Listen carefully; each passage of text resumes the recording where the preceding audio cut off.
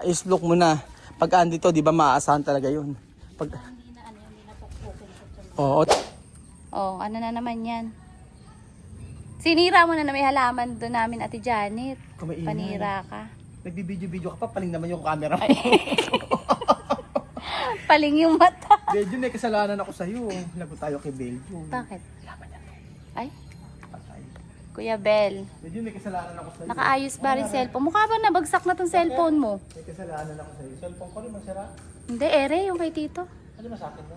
Ay, May kasalanan ako sa'yo. Dahil mo yan. Ito. salanan siya. Tingnan mo, oh. Naputol. Ano? Naputol. Di ba sa akin yan? Ay, di ba sa akin yan? Di ba sa'yo yan?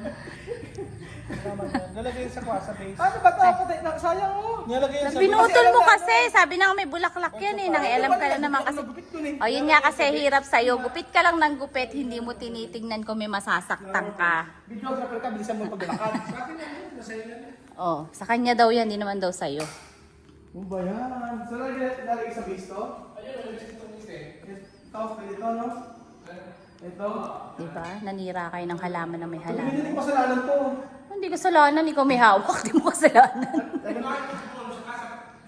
Oo, pinutol niya nga. Kinat niya ng kinat.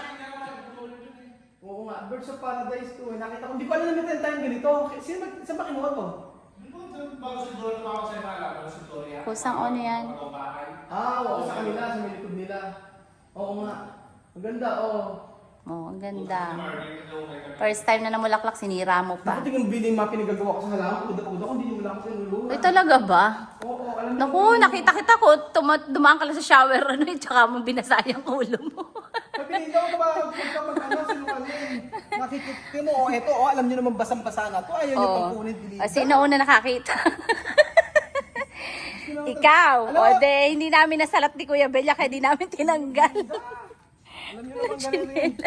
Halika tingin yung ginawa ko sa halaman, pakikita ko sa inyo magandang araw po Sinira sa mo inyo yung lang. halaman. Maganda. Ayusin mo na yung pagkakamera, Belinda. Magandang Oo nga, araw po sa inyo. sa Ako po baba. sa voice po, alang tumutulong sa akin.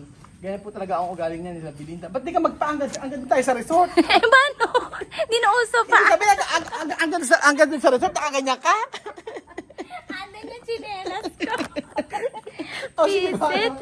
Yan mo na, kaya nga, ano, nakasimento naman yung ano mo eh. Sanay ka naman talaga sa sa pagsasalahula. Ay, buti nga dito lang eh. Ano ka? Ew. Ate ito. Ayan, sinira. Salamat ka, nakasimentado yung ano mo. Inano ko. Oo, nagkakalat ka. Di naman kasi ikaw magliligpit eh.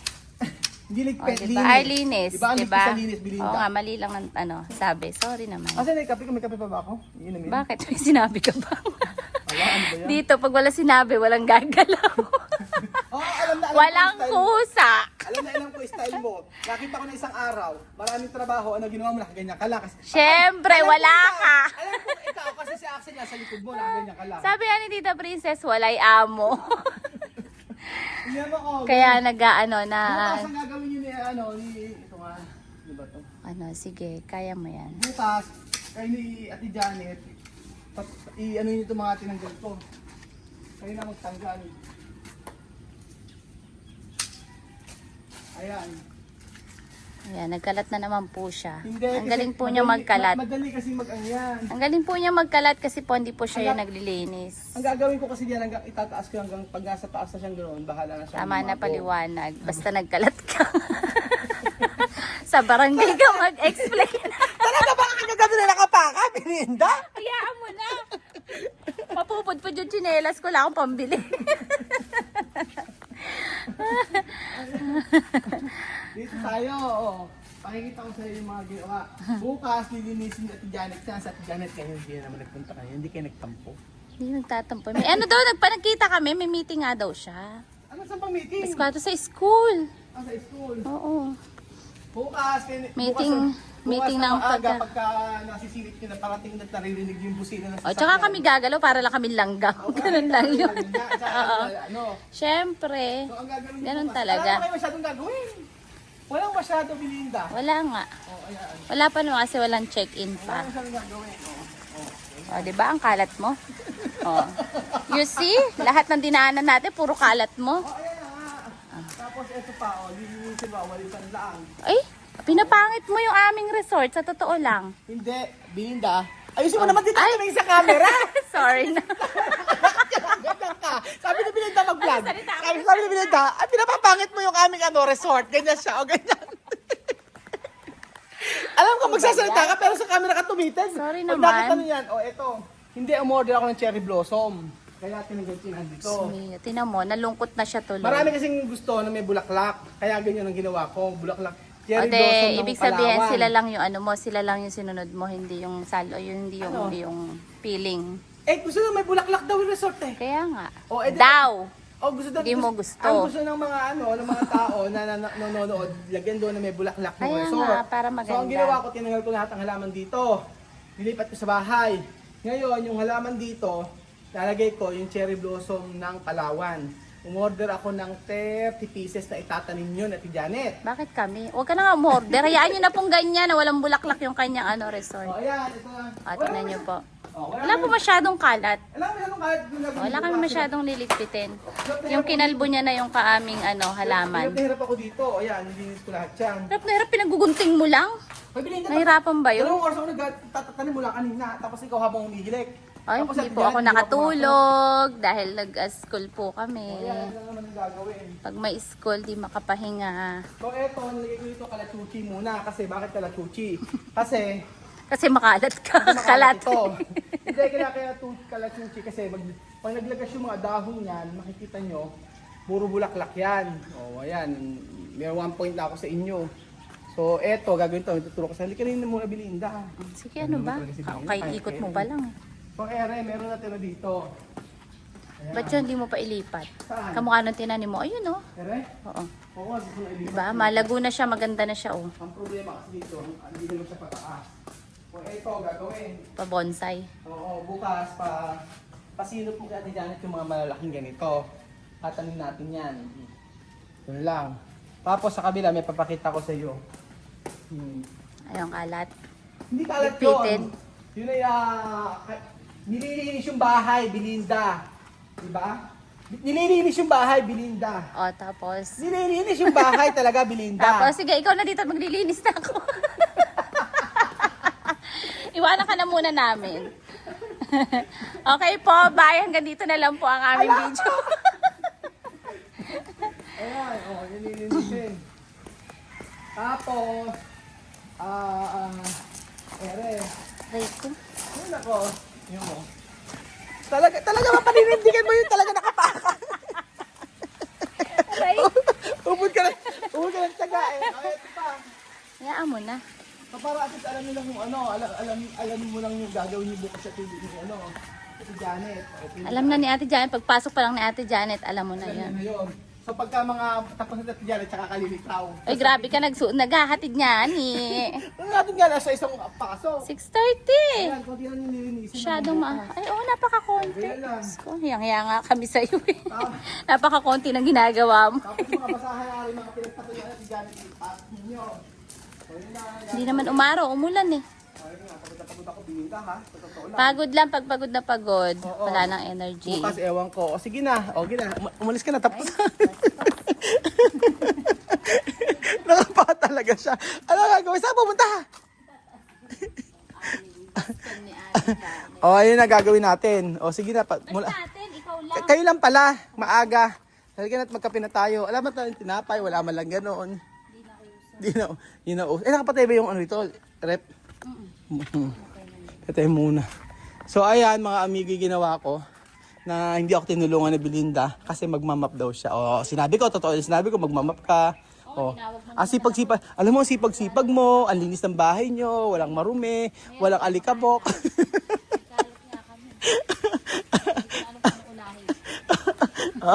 Sa dami inuutos, ano. Asa pa si Bedjun? Tawagin mo nga si Ay, naku, sinasabi ko siya.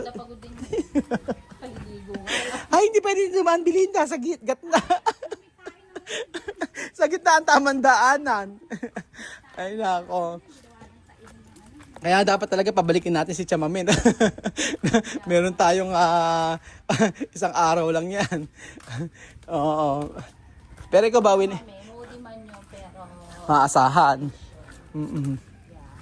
Isplok mo na, ano ba yung isplok mo na. Pag andito, di ba maasahan talaga yun. Oo, tapos pati yung mga beddings, di ba siya? Oh, ay nang susunod si ano na, yung beddings pinaplansya na pa yun. May isa kong alaga. Oo. BFF ko ala. Sino yun? Nakasimangot ang mukha. Si Fiona? Si Princess Fiona. Fiona. Kaya nga. Princess niya, ba't ba kasi uutusan? Princess Fiona tawag nila. Ba't ba Princess Fiona tawag nyo? Bakit ba yung tinawag nyo Princess? Siya isang prinsesa. Bawal siyang kumilos. Bawal siya kumilos. Bawal siyang malak ng yan. Walis. Tapos sabi mo, ay tito, bakit yung pera naubos agad? Tapos, bakit kami ganun lang? Hindi naman na siya nalinis mabuti. Yan nyo muna, sige. Oo, maasahan yun. Nang si Chamame, yung mga beddings namin. Alam niyo po ba ginagawa ni Chamame sa beddings? Sige, pakikita ko muna sa inyo mga amigo. Ayan. Parang hindi kaya mamamatay ito mga amigo. Itong ating ano. Ito kasi parang natuyo siya kanina kasi mainit tapos umulan. Pero hayaan, sana mabuhay kasi pag hindi siya nabuhay sayang. Ayan po. Oh. Ganda-ganda pa naman itong variegated na talisay. Ganyan po. So ngayong araw ang natapos naman po sa trabaho, ito lang naman yung mga nasa taas, tapos pipinturahan na lang. Tapos dito sa ginagawa kay Princess, papakita ko rin sa inyo para may idea po kayo sa ginagawa dito. Sabi ko nga mas maganda nga sana kung maganda nga sana kung ito nga ginagawa kaya Princess makulog, magkaroon ng room at magkaroon ng CR. Pero bukas magpapagawa po ako dito ng gate po mga amigo. So ayan. Oh, ayan na siya. Oh, diyan po ang talyer. Talyer ni Princess at ni Chamercy. Naging talyer no? So ayan po mga amigo. Tapos ano pa ba yung ginawa natin? Ito, tingnan niyo po yung mga kalat ko. Charan! Oh, umulan kasi at hindi pa namin nahahakot yung ibang lupa mga amigo. So ang dami namin tatanim dito. Ayan, mga nakakalat lang siya. Yan po. Kinalat ko muna rito kasi tatanim ko yan dito sa ano. So, ito talaga mga amigo ay maganda rito sa bahay. Kasi sabi nga ganun, para mas maganda maging mabuhay lalo yung resort natin, papalitan natin siya ng mga halaman na namumulaklak. So yun yung lagi kong nababasa na lagyan din naman na halaman na namumulaklak. Kasi ako, okay naman sa akin yung mga flowering plants, pero mas gusto ko kasi yung mga halaman na binobonsai, yung mga ganito. Yun ang mga gusto kong halaman mga amigo. Yung mga ganyan ang gusto ko. Yung mga ganito po, yung binibilog-bilog. Yun ang mga gusto kong halaman. And then, yan, kagaya yan. Alam nyo, nagtanong ako sa China nito, ang mahal. Ayan yung mga ganyan pong halaman mga amigo. Na grafted siya. Yan ang mga gusto kong halaman. Tapos, ayan, inaayos pa rin namin hanggang ngayon. Hindi pa naman na kasi nayayari. Kaya, hayaan mo muna natin dyan ganyan. So, magtatanim pa tayo. Aayusin natin lahat yan hanggang gumanda ng gumanda. Ganun po. Ganyan po.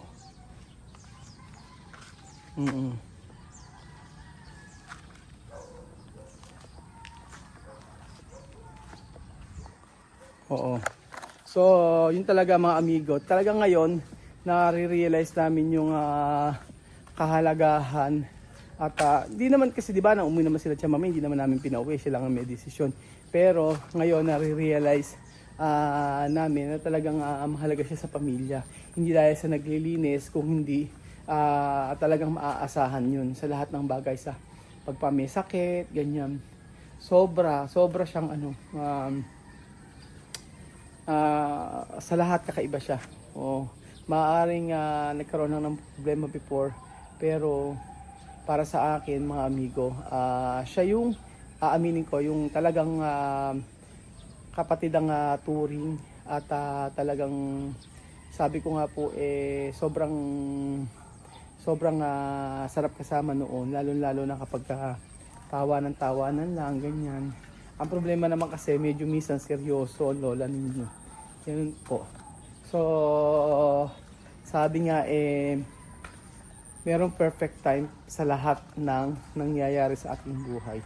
So maaari nga ngayon wala pa si Tia Mami dito or hindi pa makakapunta, maaaring yung mga bata lang. Pero para sa akin ay if ever na mag-stay siya dito sa Pilipinas, kasi sabi niya gusto niya dito na siya sa Pilipinas. So para sa akin okay naman din, pero wag muna ngayon, hayaan niya muna na maging okay ang lahat. Maghumupa ang lahat at maging okay yung muna yung buhay ni Miss Ma at saka ni Amor dito pagka nag-aral dito sa Pilipinas.